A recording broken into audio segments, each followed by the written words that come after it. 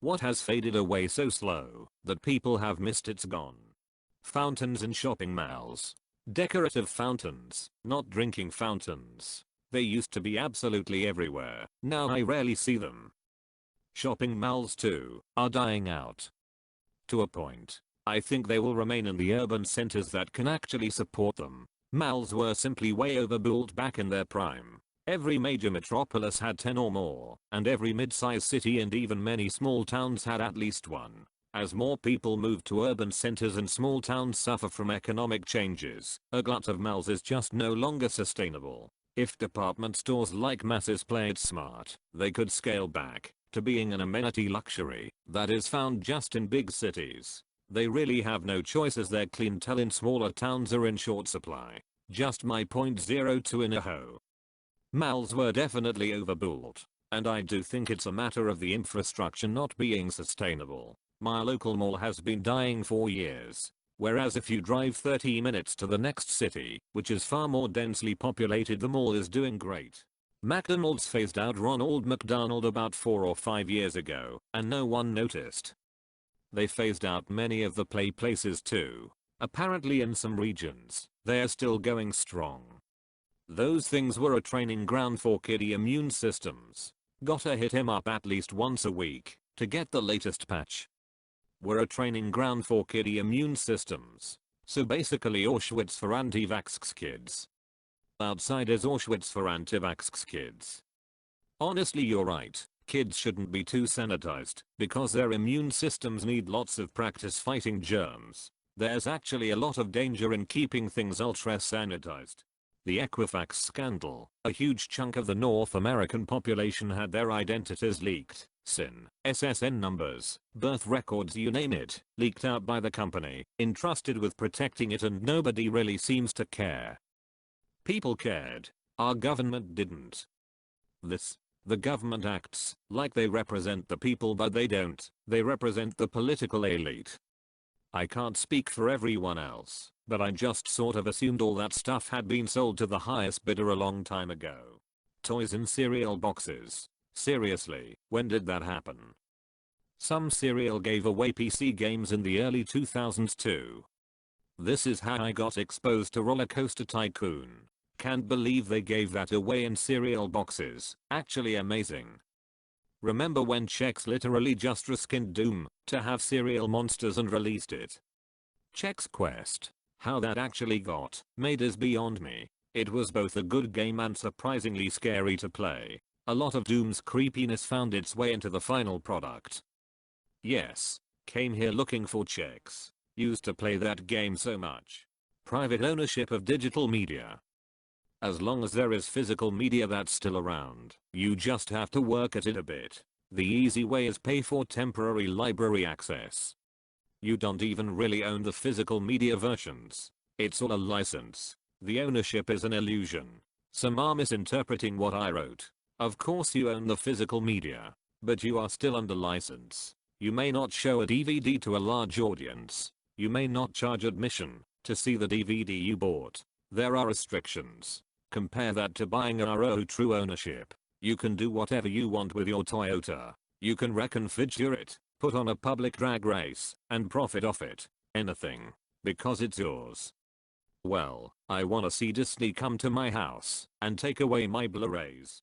The line of demarcation between childhood and adulthood. Emerging adulthood is a name for that developmental period. Very interesting stuff. Pretty confusing stuff as well.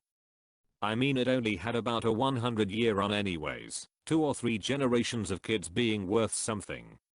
Throwing a kid out at 18 these days is abusive, emo.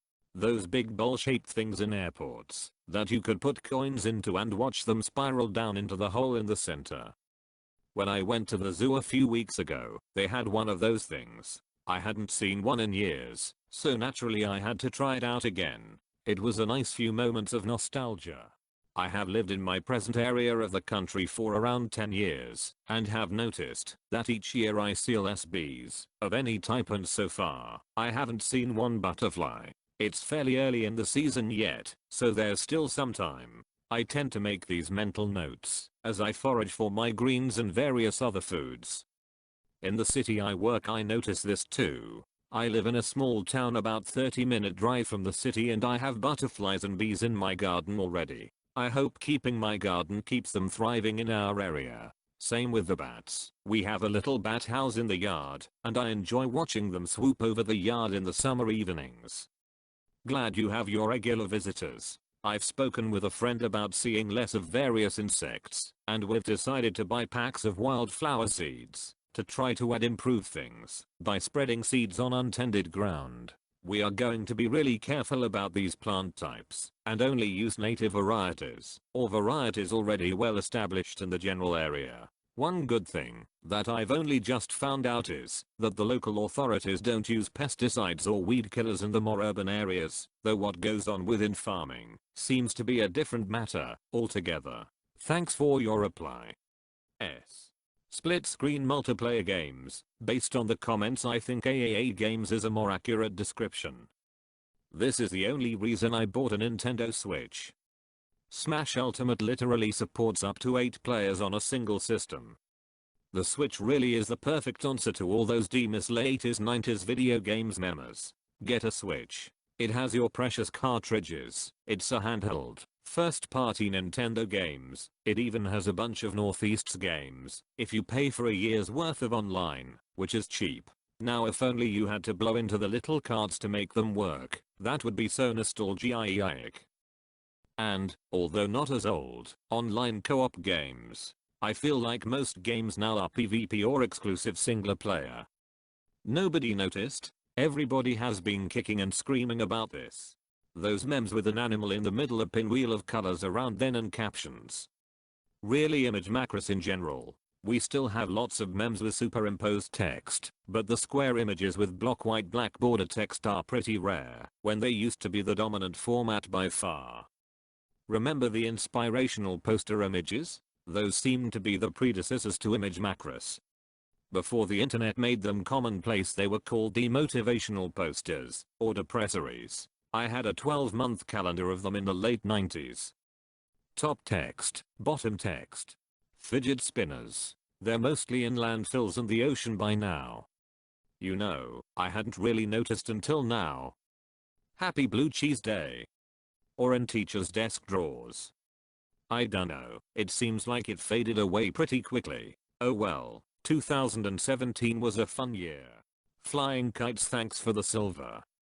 I agree, but why though, I wonder? It's not like they're obsolete or anything. There's gotta still be some kite hobbyists out there. I have just discovered arkites, Archit of Flying and Arkite, in decreasing order of deadness. There's still a huge kite festival every year in DC in the spring. Hundreds or thousands of participants. Fear's still out there, but casual kite flying has gone down with time. Probably just because there's so much more entertainment out there now. Same thing with simple, non-branded toys like balsa wood airplanes or that paddle with the little rubber ball on it. Most kids would rather play video games than fly a kite. The hole in the ozone layer. From what I heard, it's actually healing. It used to be a huge deal in the 2000s, but I don't think I've heard anything about it in years yet. Today the ozone hole, which was first spotted around 25 years ago, appears headed for a happy ending, thanks to unprecedented international action. It is strange how the world so quickly accepted to cut out CFC gases. I wonder what else we could do as a world if we actually wanted to 100 cooperate on something. It's funny we cut CFCs and fixed that problem, yet the amount of arguing and pushback about carbon and climate change is so high. I'd have to assume CFCs were easier to replace than fossil fuels, and also that the problem was happening so much faster it was easier to argue for getting rid of it. No one's economy was based off of CFCs. I just noticed the other day that the hipsters have slunk back into the masses. They exist long enough to become a parody of themselves, then it's too embarrassing to keep doing it. You say this, but apparently you weren't at the Braves game last night. Looked like a hipster reunion tried to take over Star Wars night. Nah, they've got to budget for family life now, but can be identified by the full beards. They became mainstream. There's now a new kind of hipster, but we don't know what they look like, because it hasn't caught on yet. The circle of hipster life. The amount of fabric in jeans. I feel like last week people wore jeans and this week people wear empty space where jeans used to be, but for the price of a whole pair of jeans. I'd agree about thickness of fabric. Jeans wear out way quicker, but I'm way less rough on them than I used to be. Bought new jeans recently. After walking around for a while and bending down to get various things off of low shelves, I decide to pull said jeans up a bit by hooking my index fingers in a couple of the belt hoop fingers, whatever they're called. Pulled. One hoop tore a hole in the fabric. When I did that, jeans fabric was originally invented to be sold to the gold diggers in Klondike and Yosemite. If I don't have my history books completely wrong, it was designed to last through pretty much anything, not to tear, because you pull up your pants. Jeans were originally made of denim, which is a tough cotton, but that's no longer the rule. Blue denim like pants are often called jeans, but are not made from tough denim anymore but just cotton. Insects in general. When I was a kid the woods were full of all sorts of critters. Thousands upon thousands of fireflies lit up the night. There were hundreds of species of beautiful colorful moths just in my town alone. The sound of cicadas was one of the few things I liked about summer. Now, they're all just gone. The moth population in particular has plummeted so low I hardly ever see them anywhere. I would consider moths to be effectively extinct where I live. Just to give you an idea of how rapidly this happened, for me when I was a kid was only 20 years ago. My neighborhood used to crawl with fireflies, to the point the road was named Firefly 10 years ago. If you went down to a field at night you would see thousands drifting in the darkness with a beautiful backdrop of trees. Now, you'll only see 5 on a good night. I wish I could have more memories of those nights, as I was too young to remember a lot. I just wish we weren't as cruel to the earth as we have been. This is one of those things that just seems so weird when you notice. Almost creepy. Insects are one of those things that have been present everywhere on Earth since prehistory. The fact that they can be so scarce in places now almost seems like something out of an apocalypse film. Drive-in movie theaters. All but one closed down in my state. Now the last one standing opened a fancy burger place, and it has become super cool again. I hope they might eventually open the one near my house back up. The derelict screen is still standing. I feel there is hope. There's just one left in my neck of the woods. There used to be 2. But starting last April, at least so long as the weather isn't in a deep freeze, I've been making it a point to go to the drive-in as often as possible for watching movies. It's just $8 to get in and watch 2 movies. The snacks are far more reasonably priced. If I want to sneak my own snacks in, even better. By far it's a way superior experience than I've ever had going to the regular theater. Voting for politicians because of their policies rather than who they hate the most. Politics have turned into a team sport where you pick a team and root for them at all costs lol. Democracies are falling at what they were thought for. Well, everyone did warn that pure democracy is terrible and just mob rule. Typical looking phones next generation probably won't have a clue what the symbols for picking up or ending a call on your smartphone actually show. In the corporate world, regular phones are still very much everywhere. Everyone has a desk phone wired into the company network, makes calling people as other offices easy. Prominent, but not everywhere. My company 4,000 employees gave everyone cell phones and a headset to use with Skype for business. Not to the point that people won't recognize a regular phone, obviously, but with all the flex desk and home office stuff, fixed landlines appear to be on the way out, at least in my corporate environment. There's a term for outdated icons where the technology the symbol represents is outdated. Floppy disk icon for save. Bugs on the windshield. I swear I remember in the 90s there being tons of bugs hitting my parents' car windshield when driving through the countryside, on road trips, etc. Nowadays I feel I virtually never have to use any wiper fluid to wipe off bugs. I heard someone on NPR talk about this. Apparently it's not because of less bugs around necessarily, but because the aerodynamics of cars and their windshields have vastly improved. I think I read somewhere that one of Nissan's cars might have been the Leaf has bulbous headlights, because without them the air flowing over the wing mirrors would whistle at speed. It's amazing how such a small change up front can manifest much further back.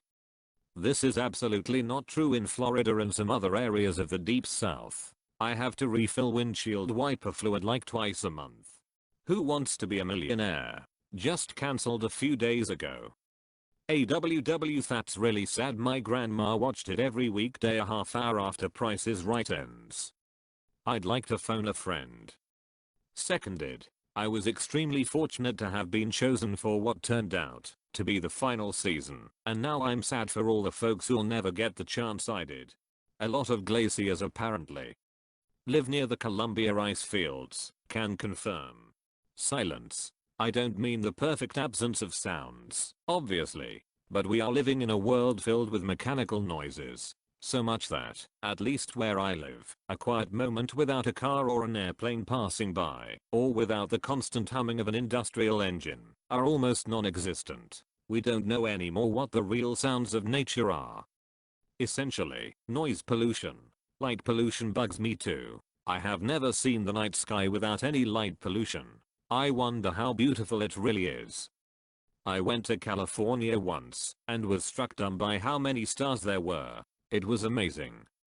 As someone who has seen it from the middle of a South American jungle, it's breathtaking. There is no actual black. What you think is black space in between stars is actually just more further away stars. It's ridiculous. Photographs do not even come close to doing it justice. If you can get anywhere far away from light pollution, to see it just once, it's worth any cost.